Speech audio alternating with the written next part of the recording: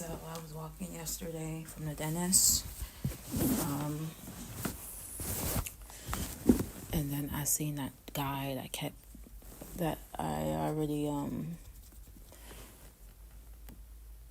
talked about that guy in a F-150 truck, gray truck, like following me, like when I'm walking and stuff like that, trying to like talk to me when I'm not interested. I keep ignoring him like every time I see the truck, but he doesn't get the hint. Like, I'm not interested. I don't want to be bothered. Like, just leave me alone. Like, this person has like a perverted mindset. Like, he's after looking for something like woman to sleep with, to have sexual relations, have sexual contact with. And he keeps following me because he's perverted. He has a perverted mindset. I will go to the police soon if I have to go to the police about the situation, because it's like really like bothering me. Like when I'm walking down the street, I'm minding my business.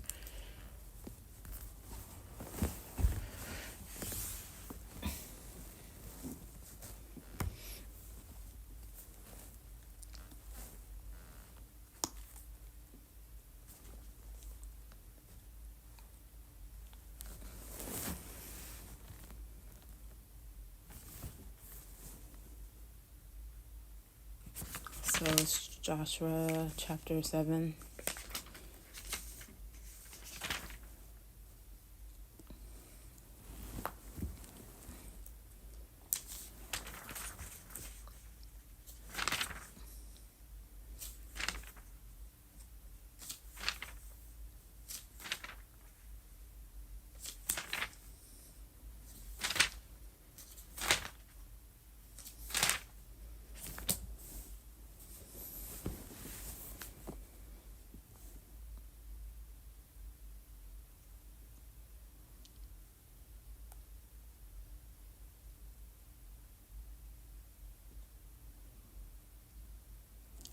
But it says, A defeats the Israelites, but Israel violated the instructions about the things set apart for the Lord. A man named Achan had stolen some of these dedicated things, so that the Lord was angry with the Israelites. Achan was the son of Carmi, a descendant of Zimri, son of the tribe of Judah. Joshua sent some of this man from Jericho to spy out the town of east of Bethel near Beth Evan. When they returned, they told Joshua, "There's no need for all of us to go up there. It won't take more than 2,000 or 3,000 men to attack Ai, since there are a few of them. Don't make all our people struggle to go up there." So approximately 3,000 warriors were sent, but they were soundly defeated, and the men of Ai chased the Israelites from the town gate as far as the curves, and they killed about 36 who were retreating down the slope. The Israelites were paralyzed with fear at this turn of events, and their courage melted away. Joshua and the elders of Israel tore their clothes in dismay and threw dust on their heads, and bowed face down to the ground before the ark of the Lord until evening. Then Joshua cried out, "O sovereign Lord, why did you bring us across the Jordan River if you're going to let the Amorites kill us?"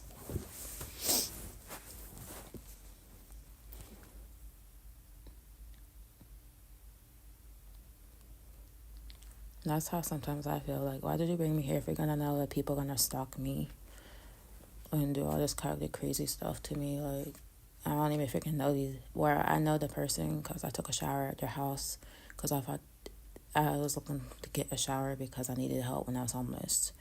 And so their vulnerability, they took their chance to try to like take advantage of my situation, being that I was homeless, trying to think like, yeah, come in my bedroom. No, but I left that house and walked right out the house safely, Gladly I did. Because it was like dangerous going through that situation. Just trying to get a shower, being homeless. It's crazy. And now the individual keeps following me when he sees me. Like,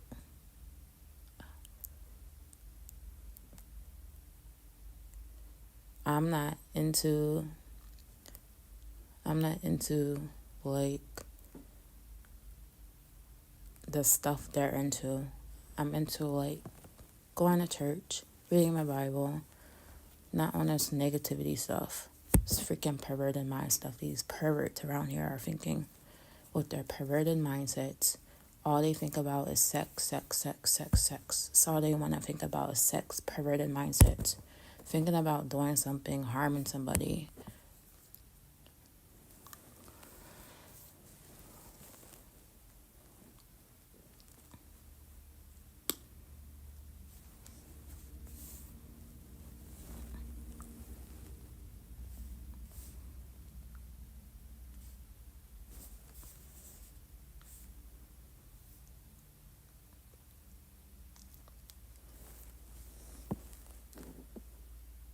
Not out here freaking sleeping around with people and doing that crazy stuff.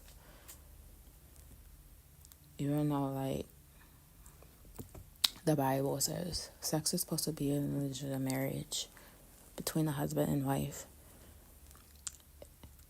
I'm not saying that my walk is easy and that I don't desire to have sex, but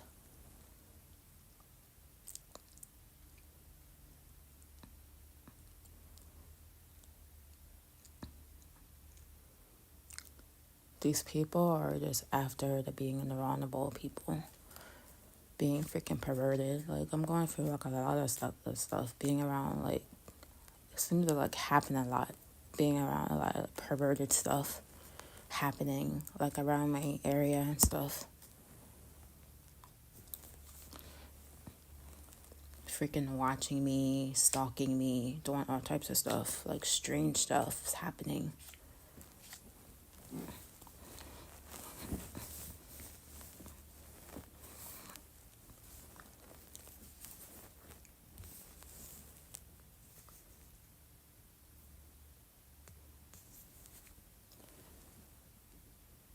If only we had been in contact to stay on the other side.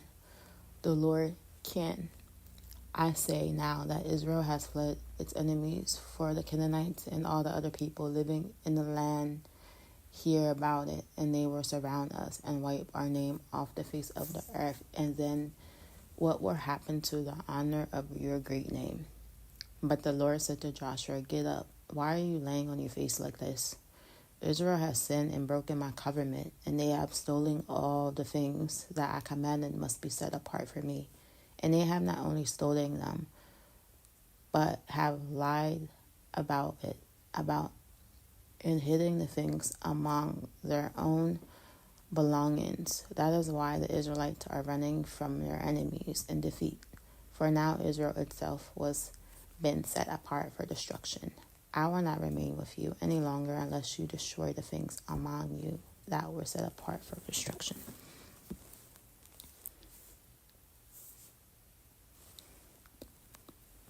Get up, command the people to purify themselves in preparation for tomorrow, for this is what the Lord, the God of Israel, says, hidden among you.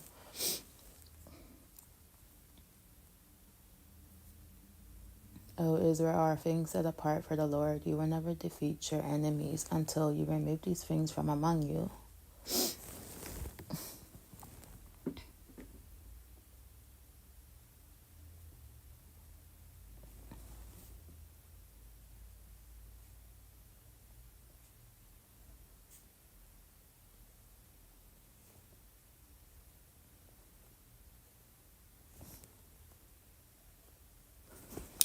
In the morning you must represent yourself by the tribes, and the Lord will appoint you out of the tribe to which the guilty man belongs. That tribe must come forward with its chains, clans, and the Lord's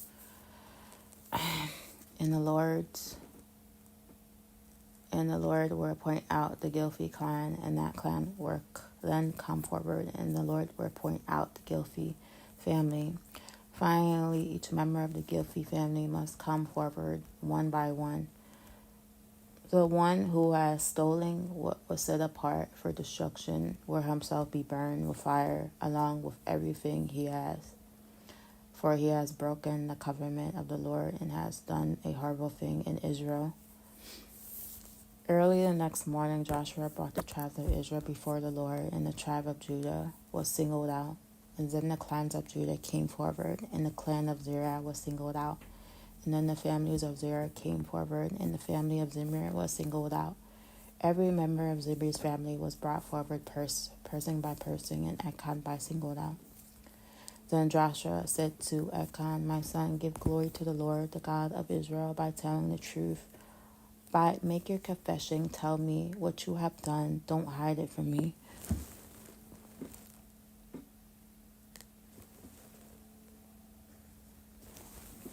Achan replied, "It is true, I have sinned against the Lord, the God of Israel. Among the plunder, I saw a beautiful robe from Babylon, 200 silver coins, and a bar of gold weighing more than a pound. I wanted them so much that I took them, and they are hidden in the ground beneath my tent, with the silver buried deeper than the rest." So Joshua sent some men to make a search, and they ran to the tent and found the stolen goods hidden there, just as Achan had said, with the silver buried beneath the rest. They took the things from the tent and brought them to Joshua and all the Israelites, and then they laid them on the ground in the presence of the Lord. Then Joshua and all the Israelites, my hair is so fucking wet.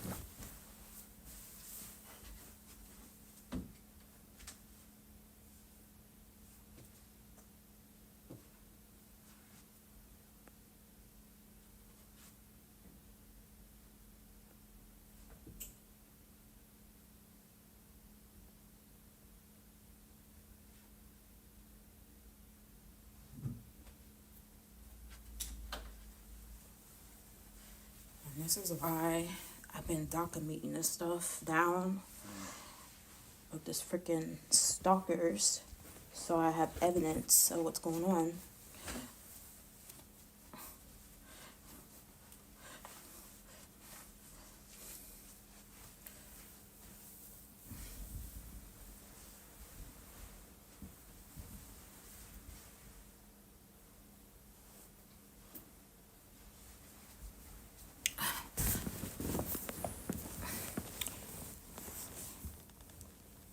They took the things from the tent and brought them to Joshua and all the Israelites, and then they laid them on the ground in the presence of the Lord. And then Joshua and all the Israelites took Achan, the silver, the robe, the bar of gold, his son's daughters, cattle, donkeys, sheep, goats, tent, and everything he had, and he brought them to the valley of Achor. Then Joshua said to Achan, "Why you have brought trouble on us? The Lord will not bring trouble on you." And all the Israelites stoned Achan and his family and burned their bodies. They piled a great heap of stones over Achan, which remains unto this day. And that is why the place has been called the Valley of Trouble, ever since the Lord was so angry. Joshua 7:19 says, Make your confession and tell me what you have done. Don't hide it from me."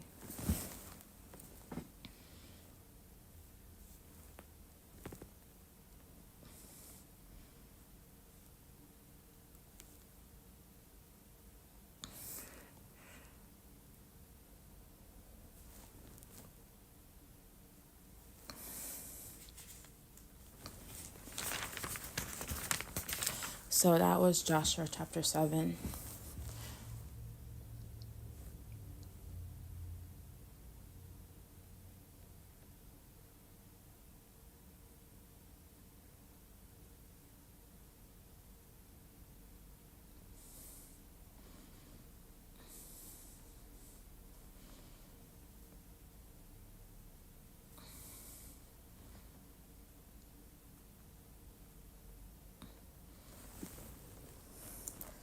Joshua chapter 7.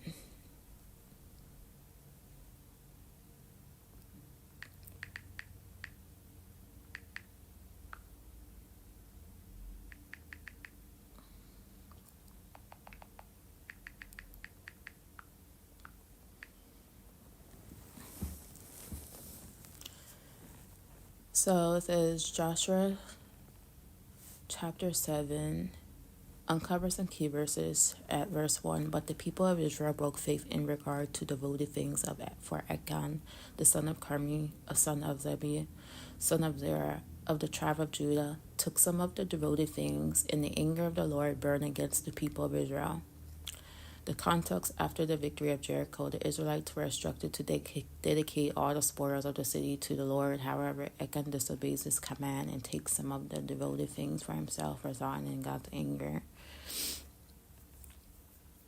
against the people. This verse teaches us about the seriousness of disobedience and the consequences it can bring. Achan's act of taking the devoted things demonstrates the importance of honoring God's instructions and not allowing greed or selfish desires to lead us astray. It reminds us that our actions can have far-reaching consequences, not just for ourselves, but for the community as well. The lesson here is to prioritize obedience to God's commands and to live with integrity and faithfulness in all aspects of our lives. Joshua chapter verse 10, verse 7, verse 10, verse 12. The Lord said to Joshua, "Get up, why have you fallen on your face? Israel has sinned, and they have transgressed my covenant that I commanded them. They have taken some of the devoted things, and they have stolen and lied and put them among their own belongings. Therefore the people of Israel cannot stand before their enemies. They turn their backs before their enemies because they have become devoted for destruction. I will be with you no more unless you destroy the devoted things from among you."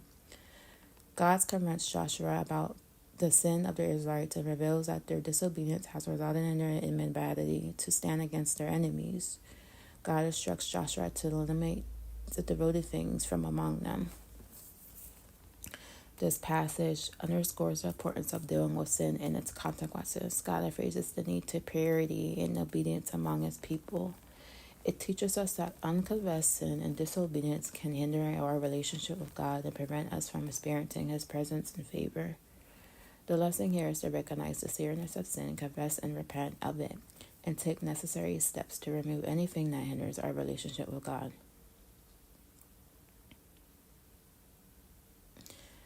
Joshua chapter 7, verse 25. And Joshua said, "Why did you bring trouble on us? The Lord brings trouble on you today." And all Israel stoned him with stones, and they burned them with fire and stoned with stones. Stone with stones. Achan confesses his sin, and Joshua and the Israelites execute God's judgment by stoning Achan and his family, burning them with fire. This verse reveals the importance of accountability and the seriousness of dealing with sin. The consequences of Achan's disobedience were severe, highlighting the need for the Israelites to maintain purity and faithfulness as a community. It teaches us the importance of taking sin seriously, both individually and corporately, and the need for discipline and accountability within the body of believers. The lesson here is to confront and address sin, promptly seeking forgiveness and restoring our relationship with God and others. In summary, Joshua 7 highlights the importance of obedience, dealing with sin, and maintaining purity in the community of believers. It reminds us the consequences of disobedience, the need for confession and repentance, and the importance of accountability and discipline. The lessons from this chapter encourage us to prioritize obedience to God's commands, address sin properly and honestly, and foster a community of integrity and faithfulness.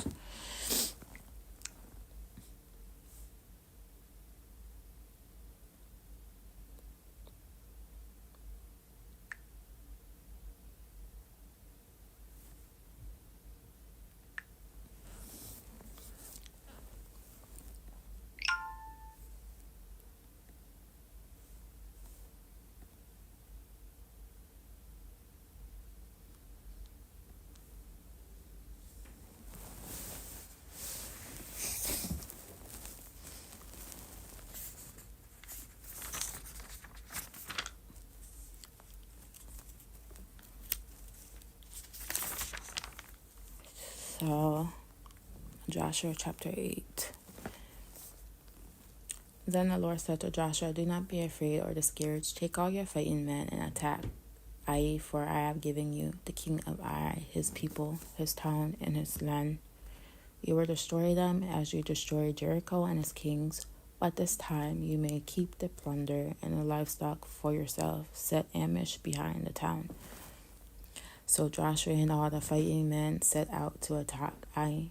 Joshua chose 30,000 of his best warriors and sent them out at night with these orders: hide in ambush, close behind the town, and be ready for action.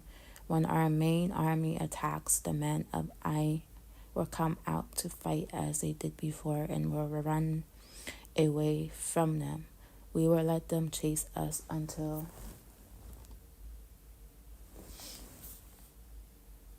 I don't know why I don't got the freaking Bible app on here.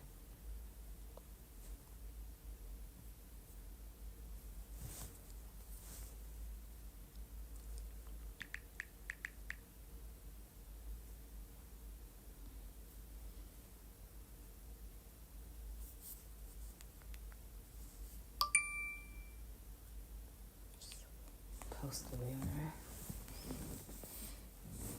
Set an ambush behind a town.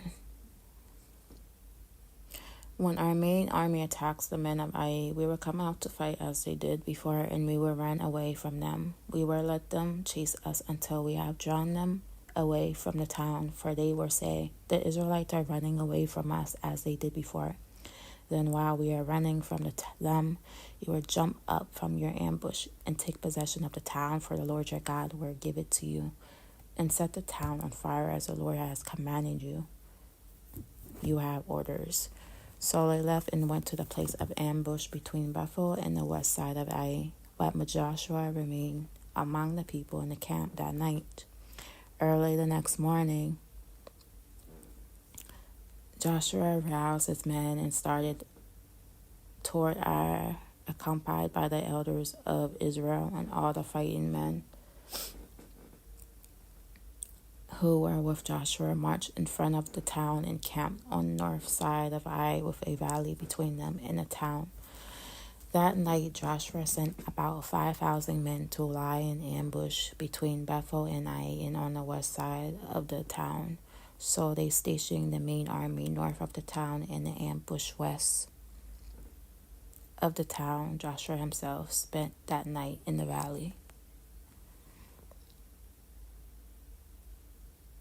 When the king of Ai saw the Israelites across the valley, he and all his army hurried in early in the morning and attacked the Israelites at a place overlooking the Jordan Valley. But he didn't realize there was an ambush behind the town. Joshua and the Israelite army fled toward the wilderness as though they were badly beaten, and then all the men in the town were called out to chase after them. In this way they were lured away from the town, and there was not a man left in Ai or Bethel who did not chase after the Israelites, and the town was left wide open. The Lord God said to Joshua, "Point the spear in your hand toward Ai, for I will hand the town over to you." Joshua did as he was commanded. As soon as Joshua gave the signal, all the men in ambush jumped up from their position and poured into the town, and they quickly captured it and set it on fire. When the men of Ai looked behind them, smoke from the town was filling the sky, and they had nowhere to go. For the Israelites who had fled in the destruction of the wilderness now turned on their pursuers. When Joshua and all the other Israelites saw that the ambush had succeeded and that the smoke was rising from the town, they turned and attacked the men of Ai. Meanwhile, the Israelites were inside the town and came out and attacked the army, the enemy, from the rear. So the men of Ai were caught in the middle with Israelite fighters on both sides. Israel attacked them, and not a single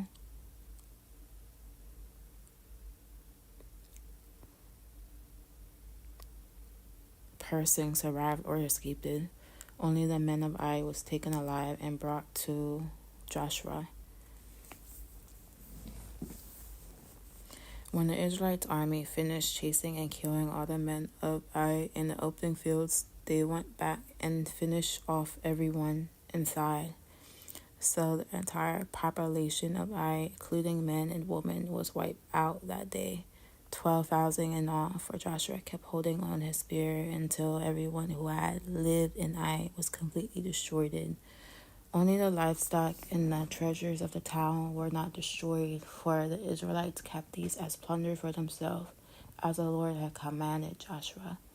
So Joshua burned the town of Ai, and it became permanent mound of ruins, desolate of the very day.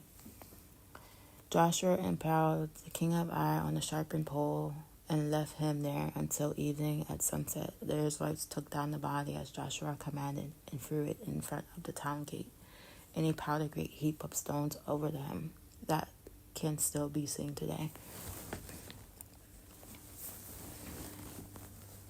Then Joshua built an altar to the Lord, the God of Israel, on Mount Ebal. He followed the commandments that Moses, the Lord's servant, had written in the book of instructions. Make me an altar from stone that are uncut and have not been shaped with iron tools. Then on the altar lay present burnt offerings and peace offerings to the Lord. And as the Israelites watched, Joshua copied onto the stones of the altar the instructions Moses had given them. Then all the Israelites, foreigners and native born alike, along with the elders, officers, and judges, were divided into the two groups. One group stood in front of Mount Gerizim and the other in front of Mount Ebal, and each group faced the other. Between them stood the Levitical priests carrying the ark of the Lord's covenant. This was all done according to the command that Moses, the servant of the Lord, had previously given for blessings the people of Israel. Joshua then read to them all the blessings and curses Moses had written in the book of instruction. Every word of every command that Moses had ever given was read to the entire assembly of Israel, including the women and children and the foreigners who live among them.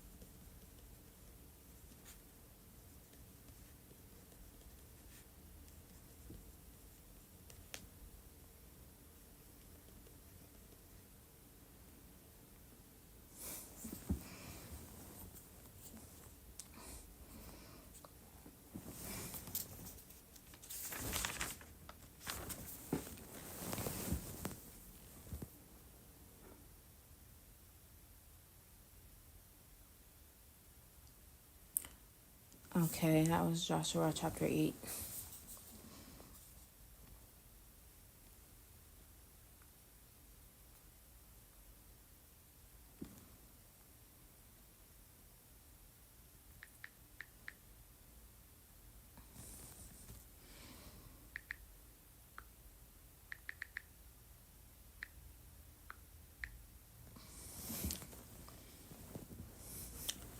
Joshua chapter 8, verse 1. And the Lord said to Joshua, do not fear and do not be dismayed. To all the fighting men with you, and arise, go up to Ai. See, I have given into your hand the king of Ai and his people and his cities and his land. After the defeat of Ai, the previous chapter, God encourages Joshua and assures him of victory. He instructs Joshua to gather the fighting men and go up to Ai, and promising that he has given them the victory. This verse teaches us the importance of trusting in God's promises and not giving into fear or discouragement. Even after a setback, God resources Joshua and gives him the assurance of victory. It reminds us that in times of difficulty or defeat, we should turn to God, seeking his guidance and trusting in his faithfulness. The lesson here is to have faith in God's promises, even when circumstances may seem challenging, and to remember that he is with us, leading us to victory. Joshua chapter 18, verse 19. Then the Lord said to Joshua, stretch out the javelin that is in your hand toward Ai, and for I will give it to you, and it into your hand. And Joshua stretched out the javelin that was in his hand toward the city, and the men in the ambush rose quickly out of their place. And as soon as he stretched out his hand, they ran and entered the city and captured it, and they hurried to set the city on fire. God gives Joshua specific instructions on how to capture the city of Ai, and Joshua stretches out his hand, traveling towards the city, which serves as a signal for the men in ambush to attack and capture the city. This passage phrases the importance of following God's guidance and acting in obedience to his instructions.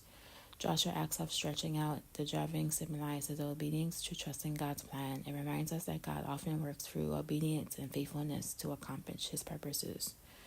The lesson here is to listen for God's guidance, following his instructions, even when they may seem unconventional, and trust that he will bring about victory in his own way and timing. Joshua 30. At that time, Joshua built an altar to the Lord and the God of Israel at Mount Ebal.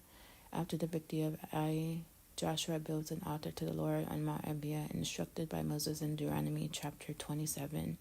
This verse highlights the importance of worship and gratitude to God for his faithfulness and provision. Joshua's acts of building an altar signifies his recognition of God's hand in their victories and his desire to honor and worship him. It reminds us of the significance of expressing our gratitude to God and offering him our worship and praise. The lesson here is to cultivate to a heart of worship and thanksgiving, acknowledging God's faithfulness and provision in our lives. In summary, Joshua chapter 8 teaches us to trust in God's promises, to follow his guidance obediently, and to express our gratitude through worship and thanksgiving. It reminds us to the importance of faith in God's faithfulness, even in the face of setbacks or challenges. The lessons from this chapter encourage us to have an unwavering trust in God, to obey his instructions, and to offer him our worship and thanksgiving.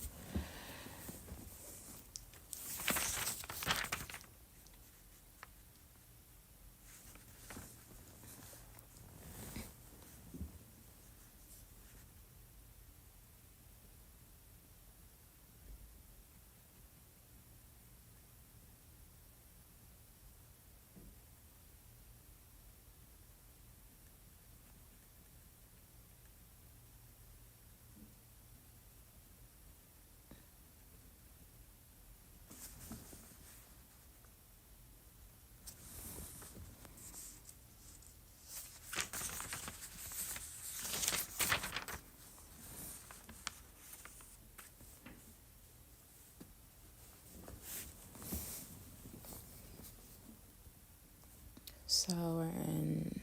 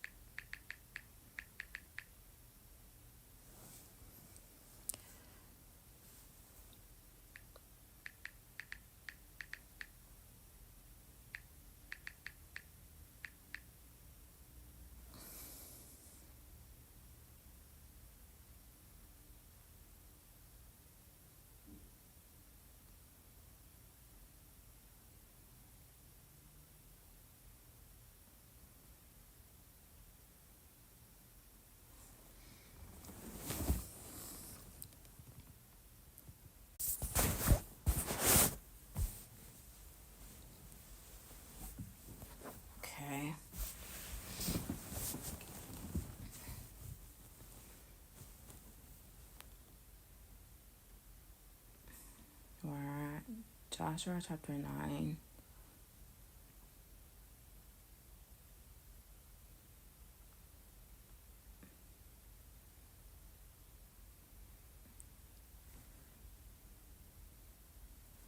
Chapter 9. The Gibeonites deceive Israel. Now all the kings west of the Jordan River heard about what had happened. These were the kings of the Hittites, Amorites, Canaanites, Perizzites, Hivites, and Jebusites, who lived in the hill country in the western foothills and along the coast of the Mediterranean Sea, as far north as the Lebanon Mountains. These kings combined their armies to fight as one against Joshua and the Israelites. But when the people of Gibeon heard what Joshua had done to Jericho and Ai, they resorted to deception to save themselves. They sent ambassadors to Joshua, loading their donkeys with weathered saddlebags and old patched wineskins. They put on worn-out patched sandals and ragged clothes, and the bread they took with them was dry and moldy. When they arrived at the camp of Israel at Gilgal, they told Joshua and the men of Israel, "We have come from a distant land to ask you to make a peace treaty with us."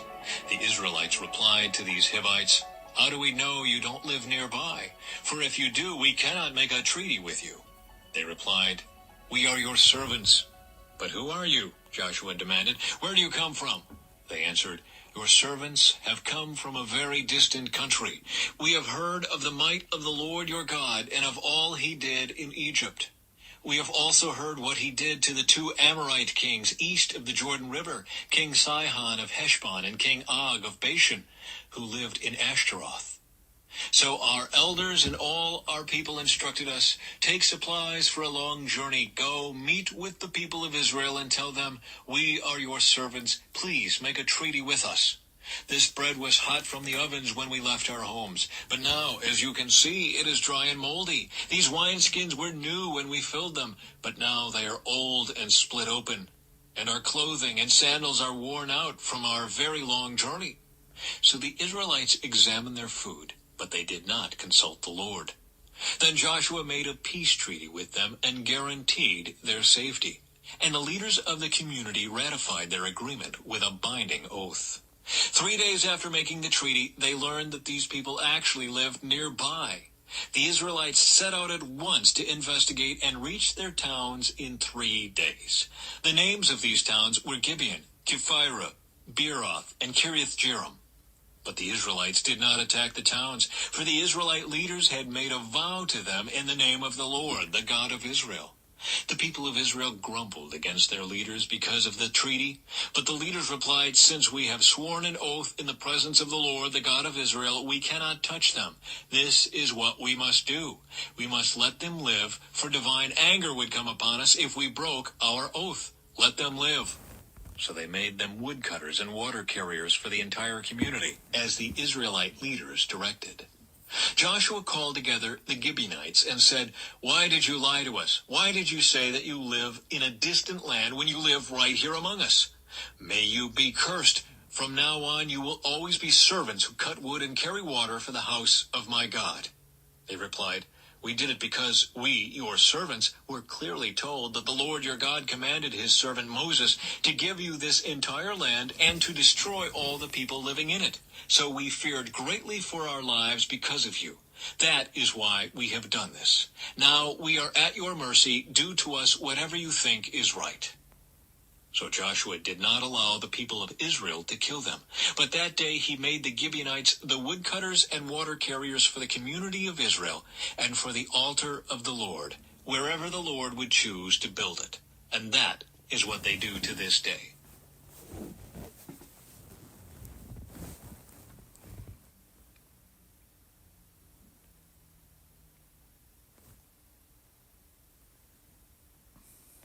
So that was Joshua 9.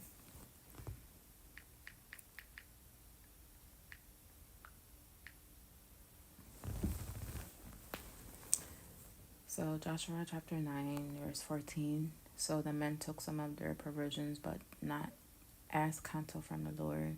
In this chapter, the Gibeonites, fearing the Israelites, deceived Joshua and the Israelites by pretending to be farming. They stood seeking a distant land, seeking a peace treaty, and the Israelites, without seeking counsel from the Lord, make the treaty with them. This application verse highlights the importance of seeking God's guidance and wisdom before we make decisions. The Israelites made a mistake by not seeking counsel from the Lord, and they were deceived as a result. It reminds us to prioritize seeking God's wisdom through prayer, seeking his guidance and counsel in his word before making important decisions. The lesson here is to rely on God's guidance and wisdom rather than relying solely on our own understanding and discernment. Joshua chapter 9, verse 22, and then says, Joshua summoned them, and he said to them, why did you deceive us, saying, we are very far from you, when you dwell among us? The context of that chapter, Joshua confronts the Gibeonites after discovering their deception, realizing that they are actually nearby neighbors and not from a distant land. This verse reminds us of the importance of discernment and caution in our interactions with others. Joshua and the Israelites were deceived because they did not exercise discernment and verify the Gibeonites' claims. It teaches us to be vigilant and wise in our dealings with others, ensuring that we are not easily deceived or misled. The lesson here is to be discerning, seek the truth, and exercise caution in our relationships and interactions. Joshua chapter 9, verse 25. And now, therefore, behold, we are in your hand. Whatever seems good and right in your sight to do to us, do it. That context chapter, despite their deceit, the Gibeonites acknowledged their mistake and summoned themselves to the Israelites' mercy. This verse reminds us of the importance of mercy and forgiveness. Although the Gibeonites deceived the Israelites, they humbly accept the consequences of their actions. It teaches us to extend grace and forgiveness to others, even when they have wronged us. The lesson here is to demonstrate mercy and forgiveness, recognizing that we have also received mercy from God, and to respond to others with grace and compassion. In summary, Joshua 9 teaches us the importance of seeking God's guidance, exercising discernment, and attending mercy and forgiveness. It reminds us to rely on God's wisdom and seek His counsel before making decisions. The chapter also highlights the need for discernment and caution in our interactions with others. Finally, it phrases the importance of extending mercy and forgiveness, recognizing that we too have received God's mercy. The lesson from this chapter encourages us to be wise, discerning, and compassionate in our dealings with others.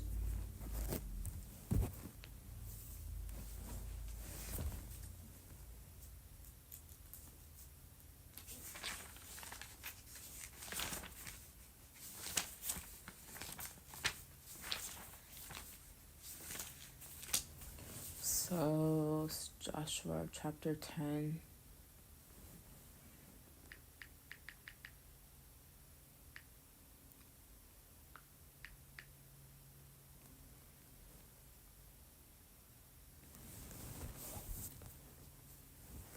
Chapter 10. Israel defeats the southern armies.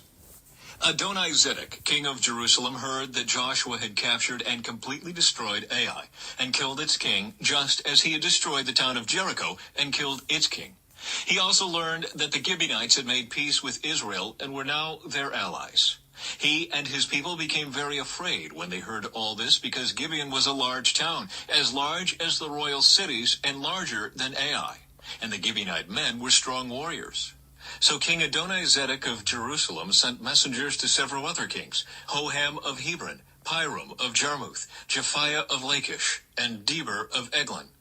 Come and help me destroy Gibeon, he urged them, for they have made peace with Joshua and the people of Israel.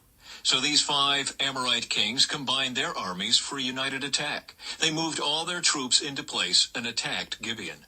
The men of Gibeon quickly sent messengers to Joshua at his camp in Gilgal. Don't abandon your servants now, they pleaded. Come at once, save us, help us, for all the Amorite kings who live in the hill country have joined forces to attack us. So Joshua and his entire army, including his best warriors, left Gilgal and set out for Gibeon. Do not be afraid of them, the Lord said to Joshua, for I have given you victory over them. Not a single one of them will be able to stand up to you. Joshua traveled all night from Gilgal and took the Amorite armies by surprise. The Lord threw them into a panic, and the Israelites slaughtered great numbers of them at Gibeon. Then the Israelites chased the enemy along the road to Beth-horon, killing them all along the way to Azekah and Makkedah. As the Amorites retreated down the road from Beth-horon, the Lord destroyed them with a terrible hailstorm from heaven that continued until they reached Azekah. The hail killed more of the enemy than the Israelites killed with the sword. On the day the Lord gave the Israelites victory over the Amorites, Joshua prayed to the Lord in front of all the people of Israel. He said, "Let the sun stand still over Gibeon, and the moon over the valley of Ajalon." So the sun stood still and the moon stayed in place until the nation of Israel had defeated its enemies.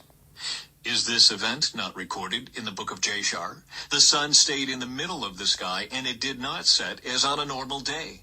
There has never been a day like this one before or since, when the Lord answered such a prayer. Surely the Lord fought for Israel that day. Then Joshua and the Israelite army returned to their camp at Gilgal. Joshua kills the 5 southern kings. During the battle, the 5 kings escaped and hid in a cave at Makkedah. When Joshua heard that they had been found, he issued this command: cover the opening of the cave with large rocks, and place guards at the entrance to keep the kings inside. The rest of you continue chasing the enemy and cut them down from the rear. Don't give them a chance to get back to their towns, for the Lord your God has given you victory over them. So Joshua and the Israelite army continued the slaughter and completely crushed the enemy. They totally wiped out the 5 armies, except for a tiny remnant that managed to reach their fortified towns. Then the Israelites returned safely to Joshua in the camp at Makkedah. After that, no one dared to speak even a word against Israel. Then Joshua said, "Remove the rocks covering the opening of the cave and bring the 5 kings to me." So they brought the 5 kings out of the cave, the kings of Jerusalem, Hebron, Jarmuth, Lachish, and Eglon. When they brought them out, Joshua told the commanders of his army, "Come and put your feet on the kings' necks." And they did as they were told. "Don't ever be afraid or discouraged," Joshua told his men. "Be strong and courageous, for the Lord is going to do this to all of your enemies." Then Joshua killed each of the 5 kings and impaled them on 5 sharpened poles, where they hung until evening. As the sun was going down, Joshua gave instructions for the bodies of the kings to be taken down from the poles and thrown into the cave where they had been hiding. Then they covered the opening of the cave with a pile of large rocks, which remains to this very day. Israel destroys the southern towns. That same day, Joshua captured and destroyed the town of Makkedah. He killed everyone in it, including the king, leaving no survivors. He destroyed them all, and he killed the king of Makkedah as he had killed the king of Jericho. Then Joshua and the Israelites went to Libnah and attacked it. There, too, the Lord gave them the town and its king. He killed everyone in it, leaving no survivors. Then Joshua killed the king of Libnah as he had killed the king of Jericho. From Libnah, Joshua and the Israelites went to Lachish and attacked it. Here again the Lord gave them Lachish. Joshua took it on the 2nd day and killed everyone in it, just as he had done at Libnah. During the attack on Lachish, King Horam of Gezer arrived with his army to help defend the town. But Joshua's men killed him and his army, leaving no survivors. Then Joshua and the Israelite army went on to Eglon and attacked it. They captured it that day and killed everyone in it.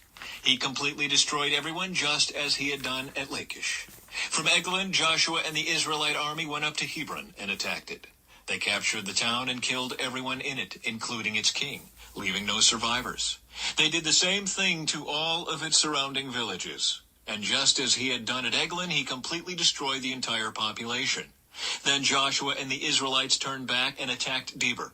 He captured the town, its king, and all of its surrounding villages. He completely destroyed everyone in it, leaving no survivors. He did to Debir and its king just what he had done to Hebron and to Libnah and its king. So Joshua conquered the whole region, the kings and people of the hill country, the Negev, the western foothills, and the mountain slopes. He completely destroyed everyone in the land, leaving no survivors, just as the Lord, the God of Israel, had commanded. Joshua slaughtered them from Kadesh Barnea to Gaza, and from the region around the town of Goshen up to Gibeon. Joshua conquered all these kings and their land in a single campaign, for the Lord, the God of Israel, was fighting for his people. Then Joshua and the Israelite army returned to their camp at Gilgal. So, Joshua 10. Chapter 11. Israel defeats the northern army. Joshua 10. So, Joshua 10, verse 8. And the Lord said to Joshua, "Do not fear them, for I have given them into your hand. Not a man of them shall stand before you." In this chapter, the Amorite kings gathered together to fight against Joshua and the Israelites, and the Lord reasures Joshua, encouraging him not to fear, as he has already given their enemies into their hands. This verse teaches us the importance of trusting in God's promises and not giving into fear, and to face of challenges, the Lord's assurance to Joshua is a reminder that when we are aligned with God's will and follow His guidance, we can have confidence in His provision and victory. It encourages us to place our trust in God's faithfulness, knowing that He will empower us to overcome any obstacles we face. The lesson here is to have faith in God's promises, relying on His strength and guidance, and not allowing fear to hinder us from fulfilling His purposes. Joshua chapter 10, verse 12. At that time Joshua spoke to the Lord in the day when the Lord gave the Amorites over to the sons of Israel, and he said in the sight of Israel, sun stand still at Gibeon and moon in the valley of Edron. During that battle against the Amorite kings, Joshua calls upon the Lord, asking him to make the sun and moon stand still so that the Israelites could have more time to achieve victory. This verse highlights the power of prayer and the faithfulness of God in responding to His people's needs. Joshua's prayer demonstrates his strong faith in God's ability to intervene and bring about extraordinary circumstances. It reminds us that in times of need or challenges, we can turn to God in prayer, seeking His intervention and relying on His supernatural power. The lesson here is to be bold and fervent in our prayers, trusting that God can work in miraculous ways to accomplish His purposes.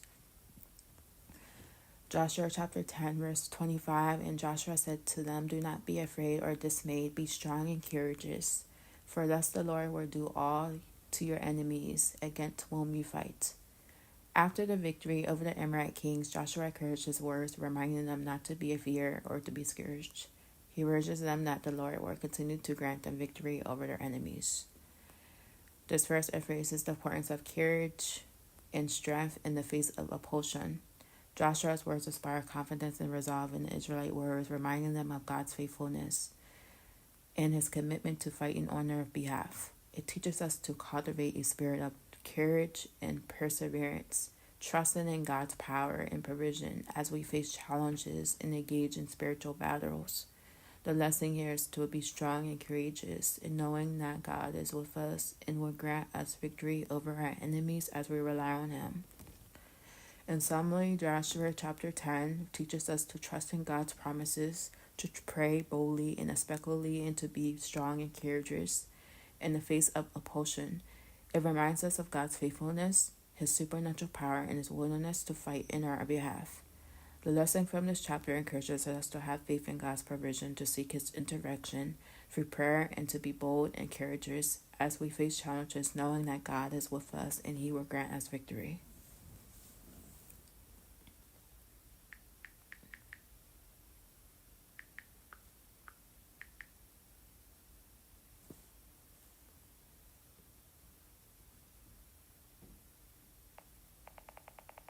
So it says Joshua chapter 11.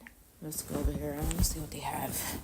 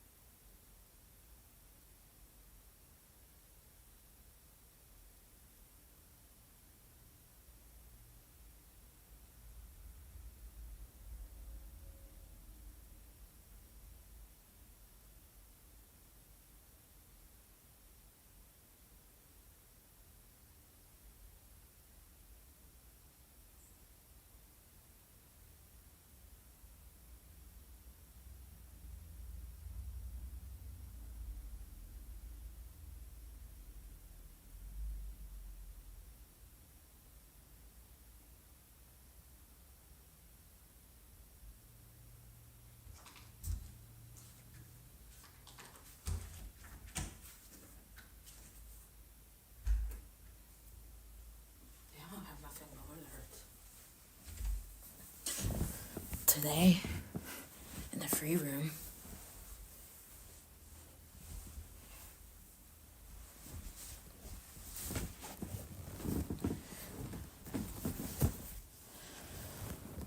So Joshua chapter 11 we're in. When King Jabin of Hazor, chapter 11, Israel defeats the northern armies.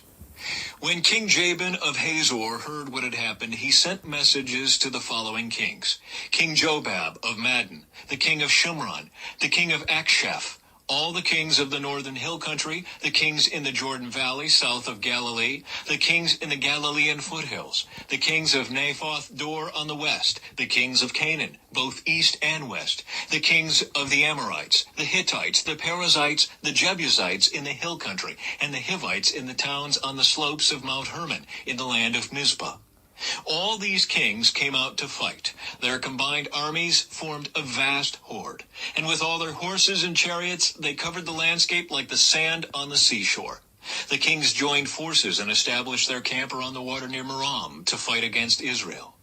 Then the Lord said to Joshua, "Do not be afraid of them. By this time tomorrow, I will hand all of them over to Israel as dead men. Then you must cripple their horses and burn their chariots." So Joshua and all his fighting men traveled to the water near Merom and attacked suddenly. And the Lord gave them victory over their enemies. The Israelites chased them as far as Greater Sidon and Mizrephoth-Maim, and eastward into the valley of Mizpah, until not one enemy warrior was left alive. Then Joshua crippled the horses and burned all the chariots, as the Lord had instructed. Joshua then turned back and captured Hazor and killed its king. Hazor had at one time been the capital of all these kingdoms. The Israelites completely destroyed every living thing in the city, leaving no survivors. Not a single person was spared. And then Joshua burned the city. Joshua slaughtered all the other kings and their people, completely destroying them, just as Moses, the servant of the Lord, had commanded. But the Israelites did not burn any of the towns built on mounds, except Hazor, which Joshua burned. And the Israelites took all the plunder and livestock of the ravaged towns for themselves. But they killed all the people, leaving no survivors. As the Lord had commanded his servant Moses, so Moses commanded Joshua, and Joshua did as he was told, carefully obeying all the commands that the Lord had given to Moses. So Joshua conquered the entire region, the hill country, the entire Negev, the whole area around the town of Goshen, the western foothills, the Jordan Valley, the mountains of Israel, and the Galilean foothills. The Israelite territory now extended all the way from Mount Halak, which leads up to Seir in the south, as far north as Baal Gad at the foot of Mount Hermon in the valley of Lebanon. Joshua killed all the kings of those territories, waging war for a long time to accomplish this. No one in this region made peace with the Israelites except the Hivites of Gibeon. All the others were defeated, for the Lord hardened their hearts and caused them to fight the Israelites. So they were completely destroyed without mercy, as the Lord had commanded Moses. During this period, Joshua destroyed all the descendants of Anak, who lived in the hill country of Hebron, Debir, Anib, and the entire hill country of Judah in Israel. He killed them all and completely destroyed their towns. None of the descendants of Anak were left in all the land of Israel, though some still remained in Gaza, Gath, and Ashdod. So Joshua took control of the entire land, just as the Lord had instructed Moses. He gave it to the people of Israel as their special possession, dividing the land among the tribes. So the land finally had rest from war.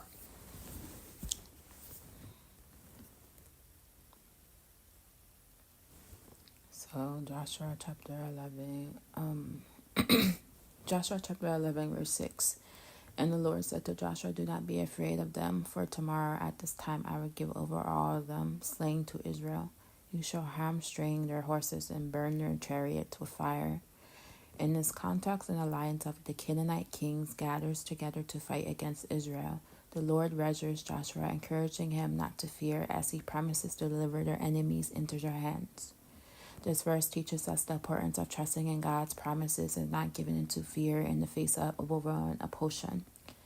The Lord's assurance to Joshua is a reminder that when we are aligned with God's will and rely on His strength, we can face any challenge with confidence. It encourages us to place our trust in God's faithfulness, knowing that He will grant us victory over our enemies. The lesson here is to have faith in God's promises, remain steadfast in the face of adversity, and trust that He will provide the strength and guidance needed to overcome obstacles.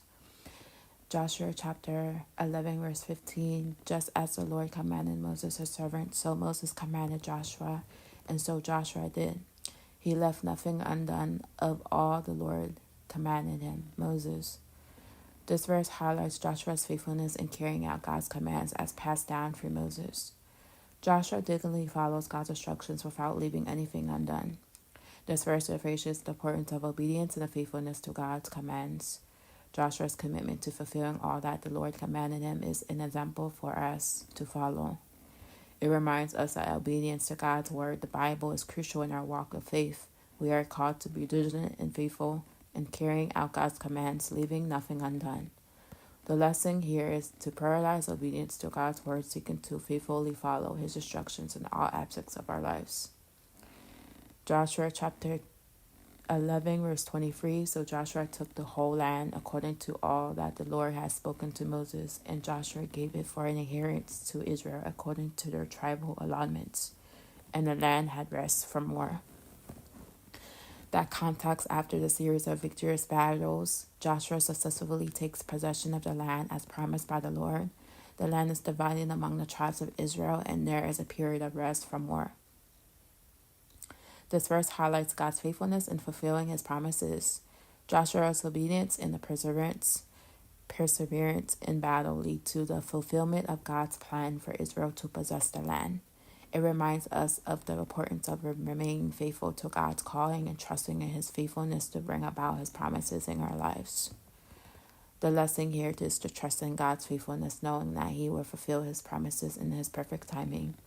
It also reminds us that the seasons of rest and peace can follow seasons of struggle and battle, and raising the need to find rest in God's provision and enjoy the blessings He brings.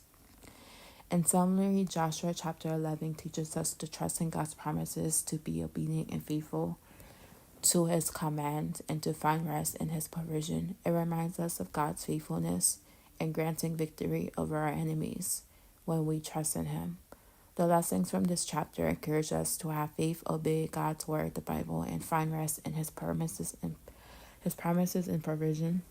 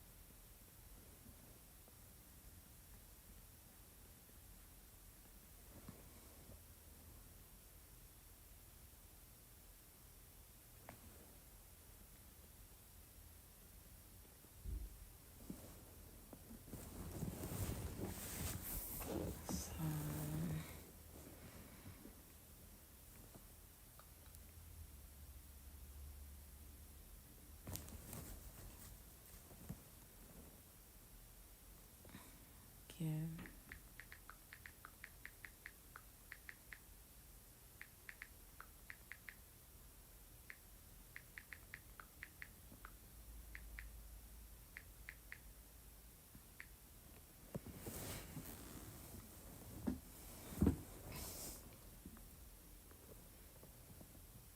So tomorrow's Joshua chapter 12. I'll read that tomorrow. So I read Joshua chapter 6 to Joshua chapter 11. So Here's the book of Joshua. After Moses died, God chose Joshua to be the new leader of the Israelites. God told Joshua to be brave and follow him. The Israelites had escaped from Egypt many years before, and now they wanted to enter and take the promised land, which was full of other people called the Canaanites. God helped the Israelites cross the big Jordan River into the promised land. When they got there, the city of Jericho had very thick walls all around it. God told Joshua to march around the city once a day for 6 days. On the seventh day, they marched around it 7 times. Suddenly, the walls came crashing down. Joshua and the Israelites won many battles against the Canaanites, and God was with them and helped them drive all the bad people out of the land. The Israelites got to live in the cities and farms that belonged to the Canaanites. Joshua worked hard to help the people, and he divided the land fairly among the Israelite tribes. Joshua reminded the people to always obey God and not be like the Canaanites. When Joshua got very old, he called all the people together and he reminded them to always love God. Then Joshua died at an old age. The book of Joshua tells us about how God helped his people conquer the promised land.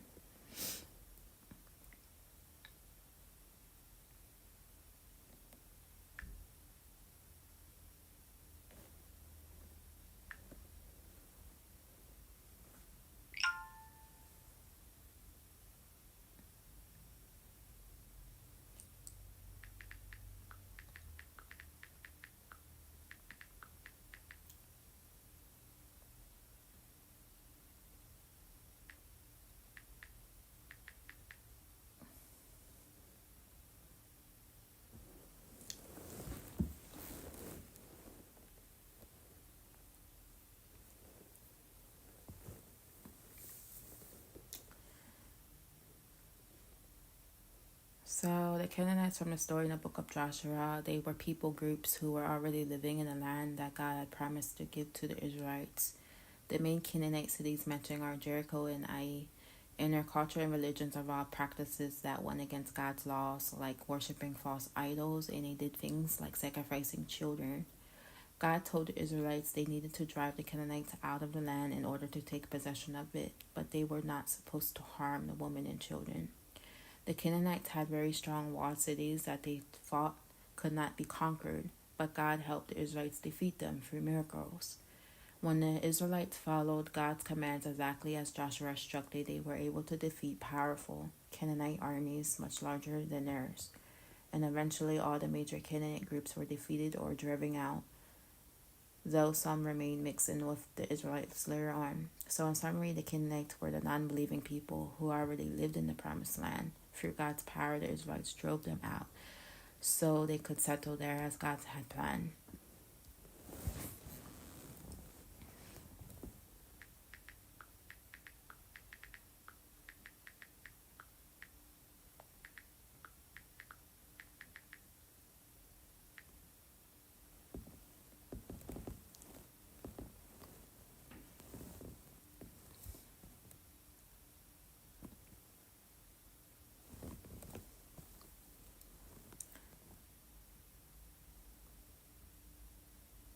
So the book of Joshua can teach Christians about God's promises and faithfulness despite obstacles. God fulfilled his word to give Israel the land, showing his faithfulness, and this teaches us to trust God. And second, importance of obedience. The Israelites succeeded when fully obeying God and following his commands through Joshua, highlighting the importance of obedience to God's will. Victory over enemies. God empowered Israel to defeat much larger enemies like the Canaanites, teaching us that with God all things are possible, and he gives victory over spiritual adversities. Separation from sinfulness. Separation from sinful influences. The Canaanites modeled sinful practices, so Israel had to remove their presence and influence to remain holy. This shows the importance of avoiding corrupt company and sin. Completing God's work. Although not perfect, Israel finished the conquest as commanded by God. This sets an example for believers to preserve and obey God to completion. Divine discipline and judgment. God judged the wicked Canaanites and expelled them from their sins, showing his righteousness, his righteous condemnation of evil. This encouraged holiness. So in many ways, this story gives Christians encouragement, wisdom, and warnings that still hold meaning for our faith and spiritual battles.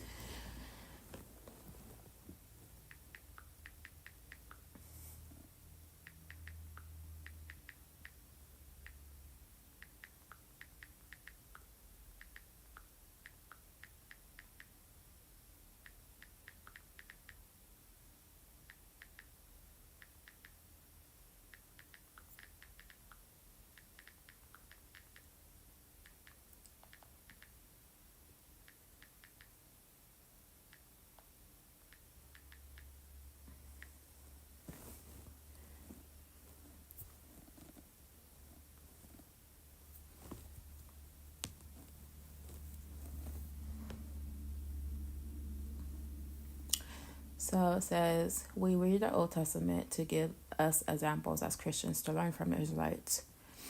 And it says, yeah, you're absolutely right. While the Christians are not under the Mosaic law, the Old Testament still provides valuable lessons for us. Here are a few key reasons why studying the Israelites in the Old Testament, like in the book of Joshua, can be instructive for Christians. Relationship with God, it shows how God interacted with and guided his people, which gives us insights into his character and how he wants a relationship with him to be. Faith and obedience, examples like Joshua and the Israelites obeying God, teach us to have steadfast faith and follow God's commands through all circumstances.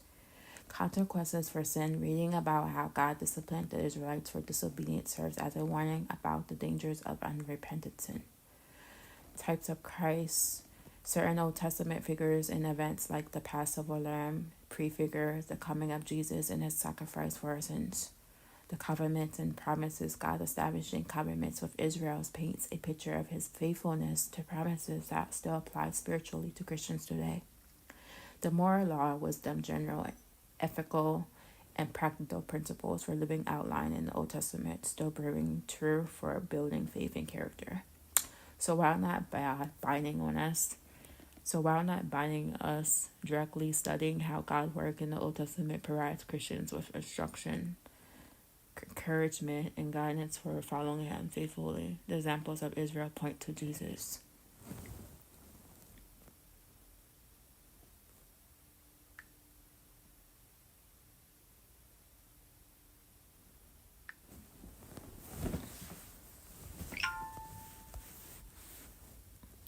Okay, we'll stop there. Have a good day.